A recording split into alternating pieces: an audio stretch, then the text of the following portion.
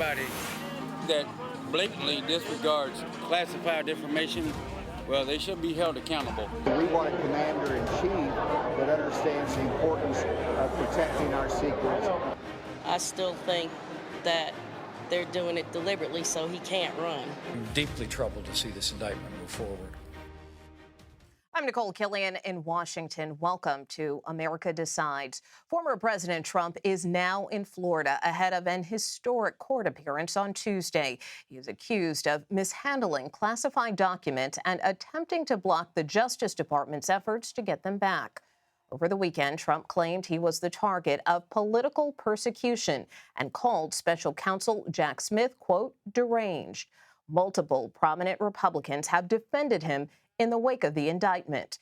For more on this, we're joined by Major Garrett, Scott McFarland, and Anthony Salvanto. Major is CBS News chief Washington correspondent. Scott is a CBS News congressional correspondent. And Anthony is CBS News executive director of elections and surveys. Welcome to you all. I'm going to start with you, Scott. Set the scene as the former president prepares for his court appearance in Miami tomorrow.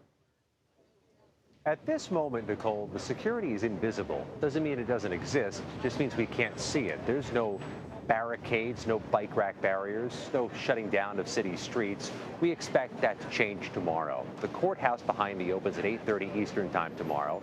We're going to let several hundred people in, but only about 20 of them will be permitted to sit in the courtroom itself, where Donald Trump makes that initial appearance and faces arraignment.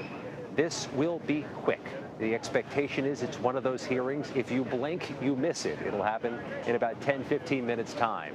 During the initial appearance, they will introduce the parties. During the arraignment, Trump would enter his not guilty or guilty plea.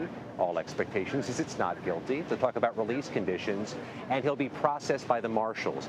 Attorneys who practice in this court frequently tell me there's actually an underground tunnel beneath where I'm standing where they can usher a defendant, Trump included, into the marshal's office, which is elsewhere in the city, across the street in a different complex. They also could take a private room or an office in the courthouse itself and earmark it for Donald Trump to be fingerprinted, to have his booking photo taken, to be formally introduced to his pretrial services officer.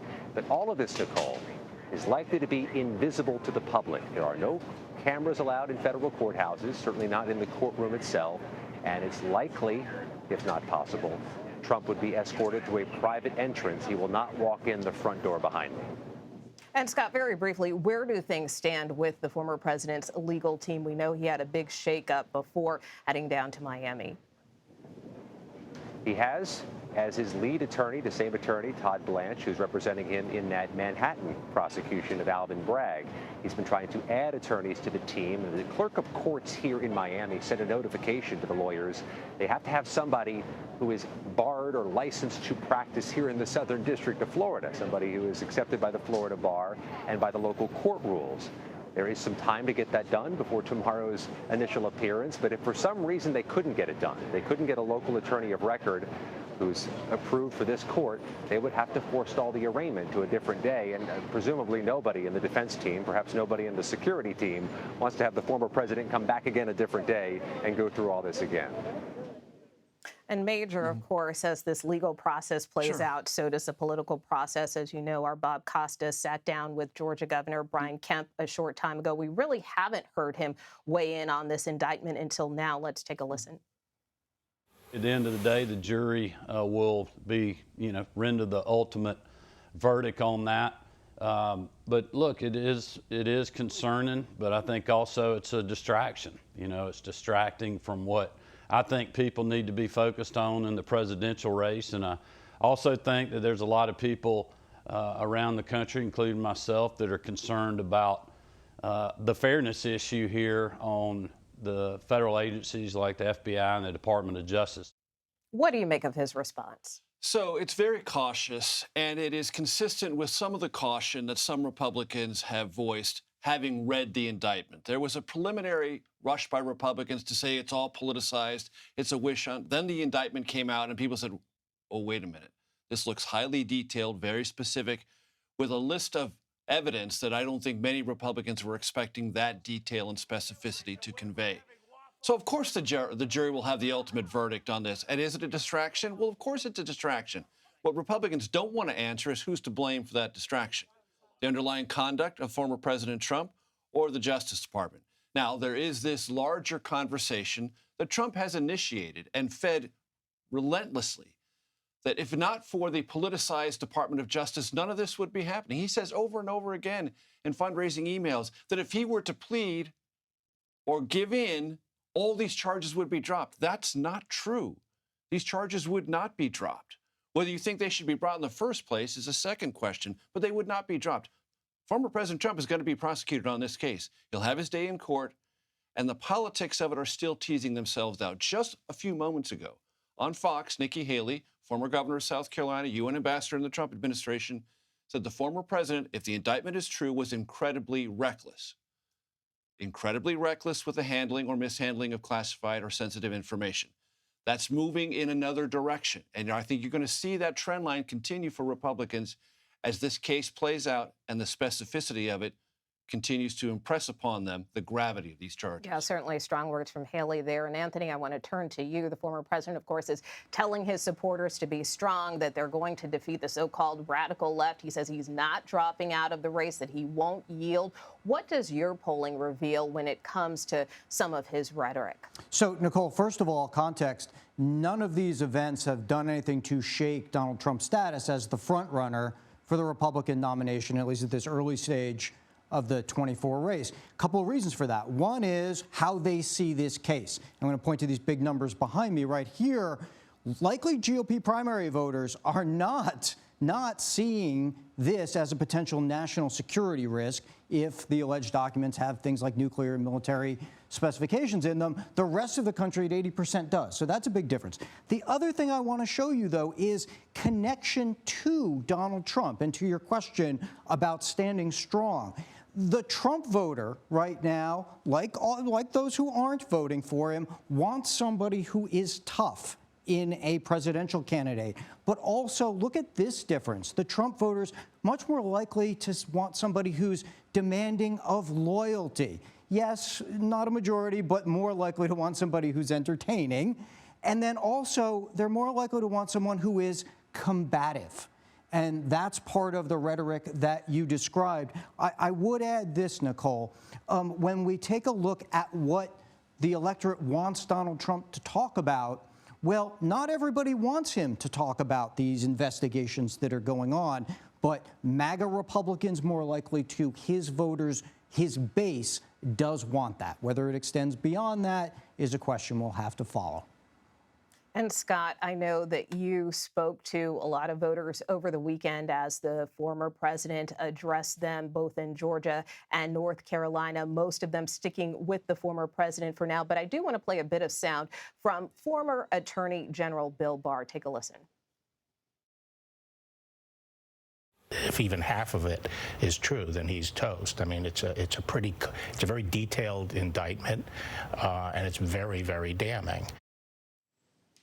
I mean, those are pretty strong words from the former attorney general. He probably would know better than anyone else in terms of the nature of these charges. I mean, how hard will this be for the former president to beat? I suspect the former attorney general knew just how compelling that quote would be, that he's toast. We're looking at a criminal case that might be measured in year or years, not day, weeks, or months. Federal case takes time. This is going to go well into 2024, and they haven't precluded this going into 2025, which is why I say years. Real quickly, we did speak to a veteran criminal defense attorney here in Miami who painted a picture for what criminal defendant Donald Trump faces here tomorrow. When you are in the custody of the marshal, you are in their custody, which means you are not free to go. So you're cuffed, you're printed, you're photographed, and you're in their custody until you are done being processed. We will see what political impact that has, Nicole. All right, Scott, and then Major, to you, obviously, you know, again, that's the part of the legal process here. But in terms of politically speaking, I want to play some sound from Carrie Lake, who also spoke over the weekend and remains defiant. Let's take a listen. If you want to get to President Trump, you're going to have to go through me and you're going to have to go through 75 million Americans just like me. Most of us are card-carrying members of the NRA. I mean, hypothetically, even if the former president is convicted, does this still embolden him as he goes down the path towards the 2024 race? This is a classic example of Carrier Lake rhetoric, which is resembling and mimicking Donald Trump rhetoric. It's not a threat. If you parse that sentence, it's not a threat, but it leaves the implication that, remember, if this thing goes south and we're not happy, as card-carrying members of the National Rifle Association, let me be clear, there's nothing wrong about that. The implication of violence hangs over that statement. Carrie Lake loves that because she knows the reaction will be, oh my God, it's a threat. It's not a threat, but it carries the implication of it. And Carrie Lake is an interesting person to talk about this right now because Carrie Lake is an election denier, full stop. She denies that she lost the 2022 governor's race, which she did. She denies Trump lost the 2020 election, which he did. And that denial carries now over into whether former President Trump did anything wrong, or even questions should be raised about whether he did anything wrong. These two things run in parallel. Denialism of election reality and now denialism of legal realities. The legal jeopardy former President Trump faces is real. He will have his day in court. He will have the adversarial process at his side, as every defendant in America does. But that doesn't mean the allegations aren't serious, and the implications, both legal and political, are not serious as well. All right, Major Garrett, Anthony Salvanto, and Scott McFarland, thanks so much for joining us. Former President Trump's allies and critics on Capitol Hill continue to battle over the federal indictment. We'll ask South Carolina Republican Congresswoman Nancy Mace for her reaction next. You're streaming America Decides. Welcome back to America Decides. The federal indictment of Donald Trump is already playing out politically, with a majority of Republicans in Washington already defending the former president. South Carolina Republican Congresswoman Nancy Mace joins us now. She is a member of the House Oversight Committee. Congresswoman, thank you so much for being with us. Thank you for having me. You've said that Joe Biden wants to give Donald Trump a, quote, death sentence over these classified documents. Explain what you mean by that. Well, when you're facing hundreds of years over the handling or mishandling of documents, that's a death sentence. He wants him to spend the rest of his life in jail. There's no other way to describe that. And for me personally, looking at this and what's happened, the moment that we got access to the suspicious activity reports, he got indicted in New York. The moment that we got access to a 1023 document provided by the FBI showing bribery between the current president and his son, Donald Trump gets indicted again. I think that a lot of people are seeing it for what it is, whether he mishandled the documents or not. The timing of it, to take out your political opponent, the executive branch trying to take out your political opponent during a presidential campaign, isn't lost on most of America. Speaker McCarthy has also suggested there is a double standard at play. Here's what he told me when I asked him about the former president's handling of classified documents. But what about those pictures? What about those pictures? Was that a good look for the former president to have boxes in a bathroom? I don't know. Is it a good picture to have boxes in a garage that opens up all the time? A bathroom door locked. So, look, I don't want people to take these documents away, the vice president, Pence, but as a senator, you have to steal the documents. So even if you agree with the speaker, is it appropriate for the former president to have boxes stacked up in his bathroom, his ballroom, and other places? I mean, taking President Biden out of the equation, does that concern you? Well, I mean, he had boxes everywhere. And to my understanding last year that the FBI had access to Mar-a-Lago. They had access to the boxes at various points. I can't imagine that all those boxes had classified information in it. But the president of the United States is the only person who would be allowed to take records with him or her when they left the White House. And when I look at the garage, I look at Vice President Biden's garage, as a senator or as a vice president, you don't have the authority to do that. You certainly don't as a Secretary of State, Hillary Clinton, to have classified information on your private email server in your private home. So that's why I think the majority of Americans see that there is a double standard. I think we can argue all day about whether or not a former president should handle documents in this manner. I think that it's totally up for debate and a conversation we should be having. But whatever the standard is, then everybody needs to be treated the same way. Hillary wasn't treated the same way. She was a presidential candidate in 2016. Based on Comey's reporting, they're possible that foreign agents from China and Russia got access to that server, and there was no accountability for it. I mean, they literally took hammers to cell phone devices and iPads. They did BleachBit, a program to wipe out her server, and nobody was ever held account for that. So if that's the standard, then everybody's got to be held to the standard.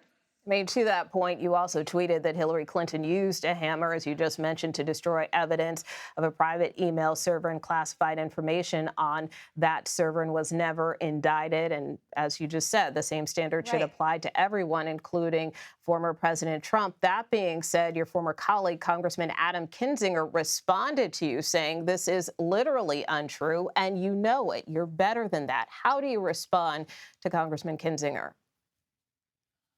Well, Keith Olbermann did the same thing, and there was the Twitter community notes that fact-checked Olbermann on that. In fact, it was Hillary Clinton's, their devices. They used a hammer to destroy phones and also iPads. They used a program called BleachBit, which wipes out and cleans off servers off of Linux and Windows servers, which they use to destroy evidence. Some would call that obstruction of justice.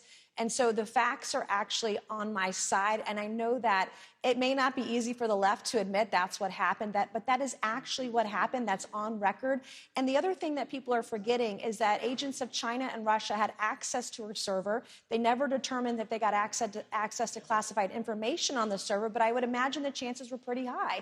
And so if that's a standard for someone who wasn't even president, that was the Secretary of State, and there was no indictment, then that's the standard. But I do think it's critical that we have this conversation. We've seen Mike Pence, we've seen Joe Biden, Hillary Clinton. They all left their jobs, their offices with classified information and shouldn't have had that, shouldn't have been able to do that. I know as a member of Congress, if I'm caught with classified information outside of a SCIF, I'm breaking the law. That's what the law is as a member of Congress. And then just very briefly before we let you go, as you know, there's an impasse right now between Speaker Kevin McCarthy and some members of the Republican conference, more specifically some members of the House Freedom Caucus. Do you expect a resolution this week?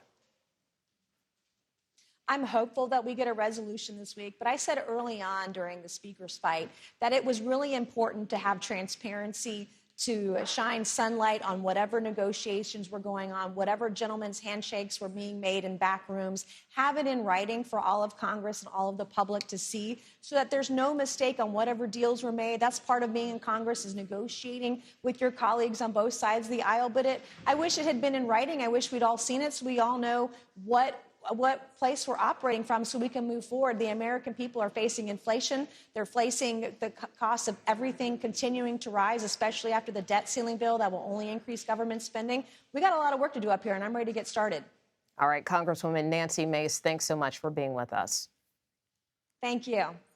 Candidates for the 2024 presidential election are hot on the campaign trail. We'll have more on the GOP race and what candidates are saying about former President Trump and President Biden after the break. You're streaming America Decides.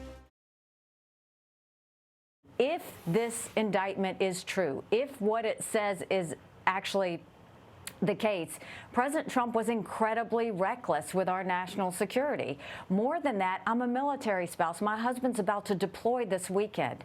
This puts all of our military men and women in danger if you are going to talk about what our military is capable of or how we would go about invading or doing something with one of our enemies.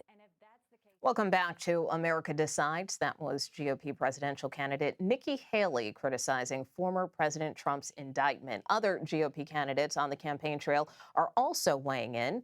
CBS News senior White House and political correspondent Ed O'Keefe joins me now. And Ed, just want to get your thoughts on Haley's characterization that she thinks the former president was reckless. She seems to be going there now and being far more critical and outspoken in her concerns about this, pointing out, as we've known for a few weeks, that her husband is indeed deploying this weekend with the South Carolina National Guard, but trying to put herself at distance from him now that the content of the accusations is out there. We should point out, however, before she says that in that interview, she does what just about every other Republican presidential candidate has done in recent days, and that is either revive or start their own criticisms about how the Justice Department and the FBI writ large have been investigating the former president. What do you think is the strategy behind that? The Republican base simply thinks that they're being unfair to the former president, and that they have aggressively targeted the Republican frontrunner, former president, more so than President Biden or Hillary Clinton, as you just heard in your conversation with Congresswoman Mace. That speaks to a real concern that a lot of base voters have about it. That said, to hear her, Nikki Haley, go out there and now say, if it's true, it's quite serious and we should be concerned about it. To hear Tim Scott earlier today in a quick conversation with reporters at an event he held in South Carolina say something very similar is a sign that a bunch of these candidates who, let's face it, are far further down in the rankings than the former president right now, realize that one way to get ahead potentially is to put distance between them and these accusations against them. How does that square with other candidates, though, like Florida Governor Ron DeSantis? He has also suggested that there's been a, quote, weaponization, unquote, of the Justice Department, a pretty aggressive characterization of where he thinks things are at. Has not weighed in as much on the specific charges, and I suspect he's going to get asked about it again at some point soon, and we'll see how he responds. But, you know, there are those like DeSantis who are trying to hug as close to, if not the former president himself, then to his policies, his style, and his base of support, than other candidates who perhaps are making a play for the more traditional Republican voter. That would certainly be Nikki Haley and Tim Scott. And they understand that there's a big segment of the party, or people who at least have associated with it in the past, who believe that what they're seeing here in this indictment is pretty serious. And what about President Biden and Democrats and their reaction? I mean, I know the president has been reticent to weigh in on this, but given what you just said in terms of the characterization of the Justice Department, I mean, how can he keep his distance without looking like his Justice Department is involved? I mean, how does he straddle that line? Keep his head down and keep away from anything that would suggest he's involved or monitoring it in any way. Refused to say last Friday when he was at, Thursday at two different events it was Friday, he was asked twice during stops in North Carolina whether he had any comment on it, whether he talked to the Attorney General. He said no comment. Today in the briefing, but is that enough? Well, no, well, we don't know. But what they have said since day one, what he said as a candidate was, I'm not going to weigh in on specific cases at the Justice Department. I'm not going to do anything that would suggest politicization of federal prosecutions. And so he's avoided bringing it up himself. When asked, we'll see how he comments. But even today at the briefing, they wouldn't say whether he's read the indictment at the suggestion of the special counsel, Jack Smith, who has told all Americans they should read the indictment for themselves. And do you think those concerns will stand out more if Biden ends up opposing someone other than Trump?